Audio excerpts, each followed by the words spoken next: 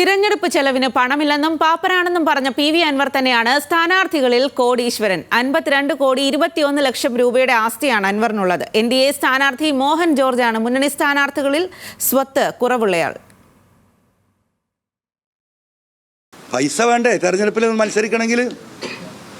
ഒരു പൈസ ഇല്ല, ഞാൻ ആകെ കടക്കാരനാവില്ല. അപ്പോൾ കൂടിയ ഷെയറുകൾ വലിയ കഷ്ടത്തിലാണ്, പണമില്ല എന്നാണ് PV അൻവർ കഴിഞ്ഞ ദിവസം തൊണ്ടയിടറി പറഞ്ഞത്. എന്നാൽ മുന്നണി സ്ഥാനാർത്ഥികളുടെ സ്വത്ത് വിവരങ്ങൾ പുറത്തു വന്നപ്പോൾ അൻവർ പഴയ അൻവർ തന്നെയാണ്, കോടീശ്വരൻ. PV അൻവറിന്റെ സ്ഥാവര ജംഗമ ആസ്തികളുടെ മൊത്തം മൂല്യം 52.21 കോടി രൂപയാണ്. 18.14 കോടി രൂപയുടെ ജംഗമ ആസ്തിയും 34.7 കോടിയുടെ സ്ഥാവര ആസ്തിയുമാണുള്ളത്. എന്നാൽ 20.6 കോടി രൂപയുടെ ബാധ്യതയുണ്ട്. അൻവറിന്റെ കൈവശം 25,000 രൂപയാണുള്ളത്. 2 ഭാര്യമാരുടെ കൈവശം 10,000 രൂപ വീതമുണ്ട്.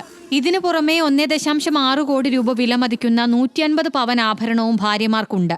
സ്ഥാനാർത്ഥി ആര്യാടൻ ഷൗക്കത്താണ് രണ്ടാമത്തെ കോടീശ്വരൻ. 8.14 കോടി രൂപയുടെ ആസ്തിയുണ്ട്. LDF സ്ഥാനാർത്ഥി M സ്വരാജിന്റെ ആകെ ആസ്തി 63.89 ലക്ഷം രൂപയാണ്. ഭാര്യയുടെ ആസ്തി 94.91 ലക്ഷം രൂപയും. സ്വരാജിന്റെ കൈവശം 1,200 രൂപയും ഭാര്യയുടെ കൈവശം 550 രൂപയുമുണ്ട്. സ്വരാജിന് വാഹനമില്ലെങ്കിലും ഭാര്യയുടെ പേരിൽ 2 വാഹനങ്ങളുണ്ട്. NDA സ്ഥാനാർത്ഥി മോഹൻ ജോർജാണ് മുന്നണി സ്ഥാനാർത്ഥികളിൽ സമ്പത്ത് കുറഞ്ഞയാൾ. 46.9 ലക്ഷം രൂപ. ന്യൂസ് മലയാളം, നിലമ്പൂർ.